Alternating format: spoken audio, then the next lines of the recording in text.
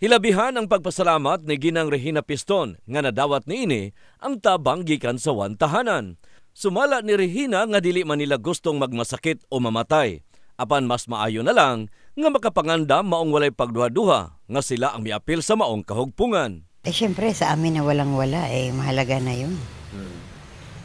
Yung mag-excess bill ka lang doon, hahagilapin mo pa kung saan. Pipila ka pa mula umaga hanggang hapon.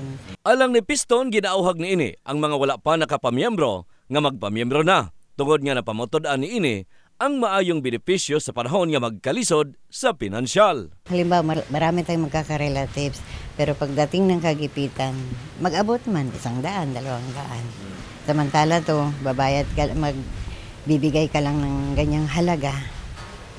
Hindi naman natin inaano na pagpasok natin dyan yung magkakasakit tayo, malay ba natin kung magkasakit. Samtang ang Operations Director sa tahanan ang padayon nga nagaauhag sa tanan nga mangandam na alang sa umaabot. Pagpaklaro pa ni ini nga walay ginapiling edad o medical restrictions isip requisitos. Tungod nga bisan si kinsa ang pwedeng mo apil. Himog yung pangandam, social protection siya para in kaso nga ma-hospital o per in kaso nga mamatay. Tanan magyud ma-hospital, tanan mamatay, di ba?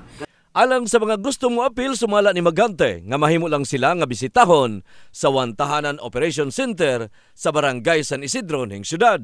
In the heart of changing lives, kini si Brigada Dani Kasi, Brigada News.